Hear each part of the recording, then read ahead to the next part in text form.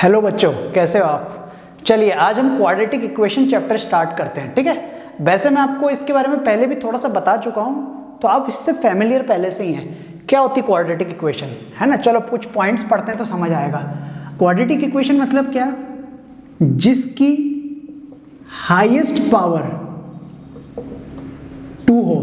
Highest power क्या हो, 2। Example, मैंने अगर एक्स स्क्वायर लिखा है तो ये भी क्वाड्रेटिक है। एक्स स्क्वायर प्लस 2 लिखा है तो भी क्वाड्रेटिक है। X square plus 3x plus 4 लिखा है तो भी क्वाड्रेटिक है। तो मतलब क्या है, मुझे ध्यान सिर्फ किस पे देना है कि हाईएस्ट पावर कितनी होनी चाहिए, 2 होनी चाहिए। इसे कहते हैं क्वाड्रेटिक इक्वेशन। ठीक है, अब इसमें सबसे पहले क्वेश्चन आता है कि चेक करके बताओ कि वो क्वाड्रेटिक इक्वेशन है कि नहीं है ना। कुछ अलग अलग टाइप के क्वेश्चन देता है, तो मतलब आपको क्या करना है, सिंप्लीफाई करके हाईएस्ट पावर अगर 2 मिल रही है तो कह देना है कि क्वाड्रेटिक इक्वेशन है, अदरवाइज नहीं है। क्लियर, एक दो क्वेश्चन करके बताओ। ठीक है, आपके एनसीईआरटी के क्वेश्चन है 4.1, उसके एक दो क्वेश्चन ट्राई करते हैं। ठीक है, जैसे पहला क्वेश्चन दिया x+1 का whole square equal to 2x-3, और एक क्वेश्चन थोड़ा टफ वाला उठा लेते हैं। कौन सा उठाएं, होल क्यूब वाला उठाएं।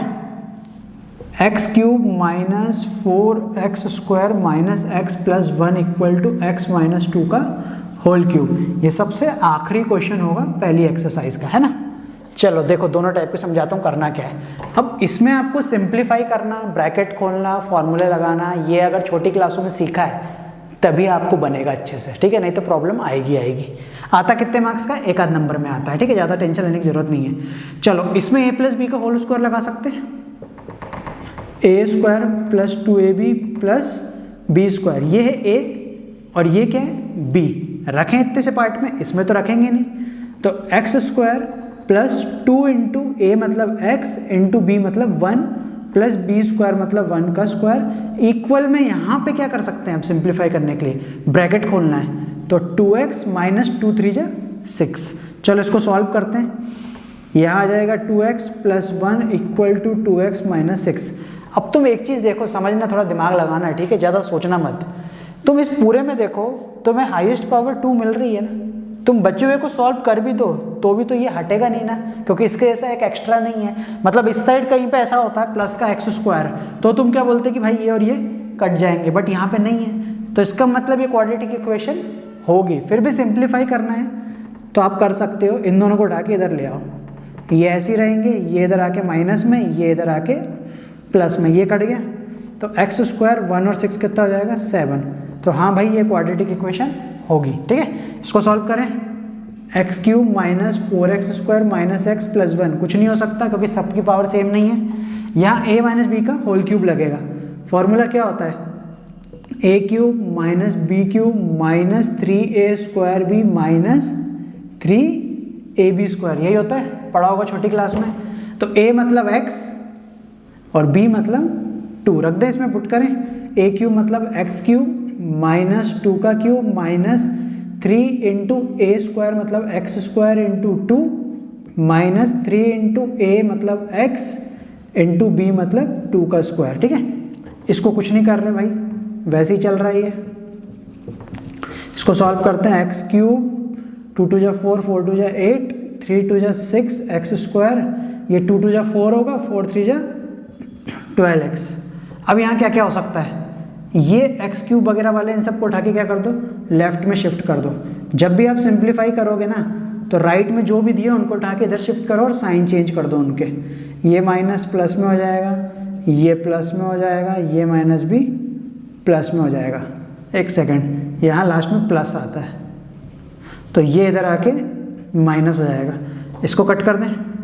ठीक है, माइनस 4x² प्लस का 6x² कितना हो जाएगा, 2x² minus x minus 13x, 1 और 8 9 इक्वल में चल रहा है 0, बन गई फिर से क्वाड्रेटिक। ठीक है, तो x² अगर बच जा रहा है मतलब वो क्वाड्रेटिक इक्वेशन होगी ही होगी।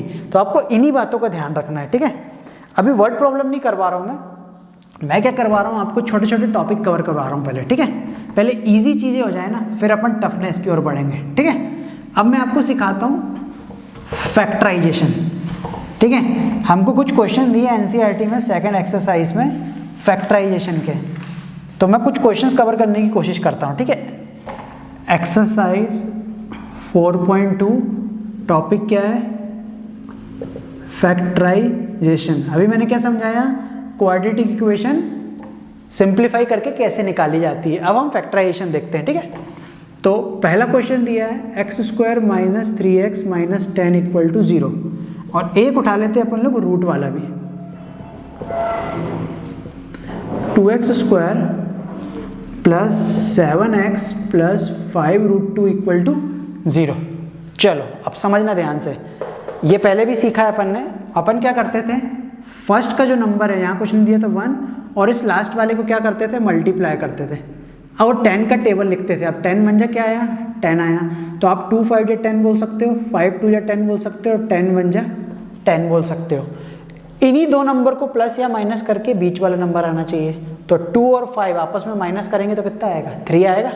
तो मतलब मुझे बीच में 2 और 5 लिखना है। तो मैं पहला टर्म वैसे ही लिखूंगा, फिर लिखूंगा 2x फिर 5x then minus 10 equal to 0। अभी मैंने इन पे साइन नहीं लगाया, सेंटर वाला जो साइन होता है क्वेश्चन का वही साइन यहाँ पे लगता है। अब मुझे इसको माइनस करके ही मिलेगा ना 3, तो माइनस है यहाँ पे, तो मुझे यहाँ क्या लगाना पड़ेगा, प्लस, क्योंकि प्लस माइनस माइनस होगा। क्लियर। अब इन दोनों में से क्या एक जैसा कॉमन हो सकता है, x कॉमन हो सकता है। तो यहाँ क्या बचेगा, एक x बच जाएगा और यहाँ पर क्या बच जाएगा 2। इन दोनों से क्या कॉमन हो सकता है, 5। यहाँ एक x बचेगा और यहाँ पे क्या बचेगा 2। बीच में साइन कौन सा आएगा, यही वाला। मैंने पहले भी बताया है कि यही ब्रैकेट उठा के यहाँ पे छापना रहता, ज़्यादा सोचना नहीं है। 2 ब्रैकेट एक जैसे आ गए, उसको एक बार लिखा, जो दूसरा ब्रैकेट है उसको एक बार लिखा। दोनों को एक एक बार क्या करेंगे अपन, 0 के इक्वल लेंगे। तो यहाँ से x आ जाएगा -2 और यहाँ से x आ जाएगा 5। इस चैप्टर में इनको कहते हैं रूट्स, और मैंने तुम्हें इंट्रोड्यूस किया था इसको जीरोस में, तो उसमें ही मैंने बता दिया था कि रूट्स भी आएगा, ठीक है। तो इन्हें कहते हैं अपन रूट। इस मेथड को कहते हैं फैक्टराइजेशन। एक मैं रूट वाला क्वेश्चन कराता हूँ। अब रूट वाले में दिक्कत क्या है, समझने की कोशिश करना, थोड़ा मानसिकता अलग रहती है।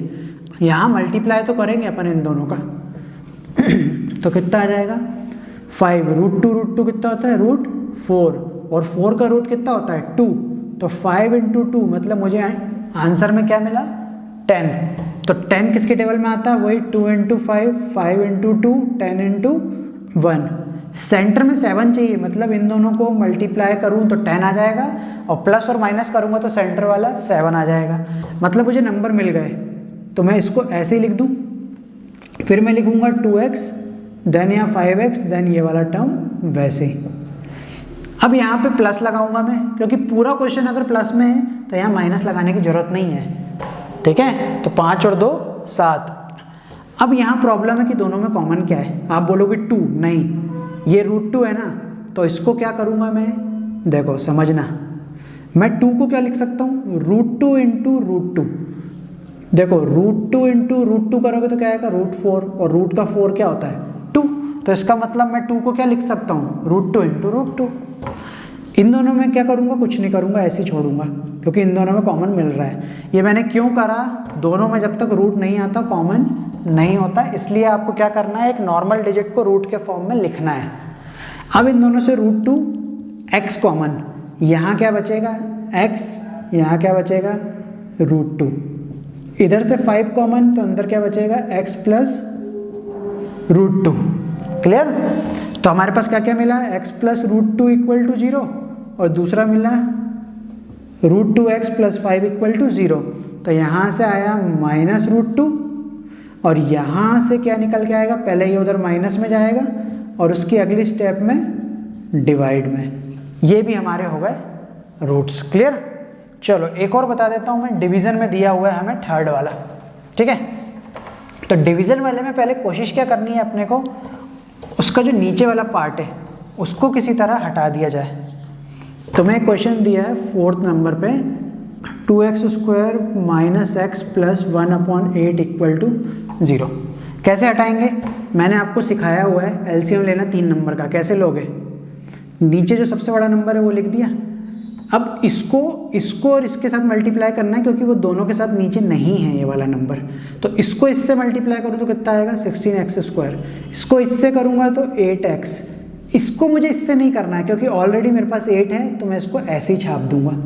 अब ये 8 उधर जाके मल्टीप्लाई में क्या हो जाएगा 0, तो यहाँ पे 0 × 8 मतलब क्या हो जाएगा 0, तो मैं यहाँ क्या करता हूँ डायरेक्ट क्या लिख देता हूँ 0।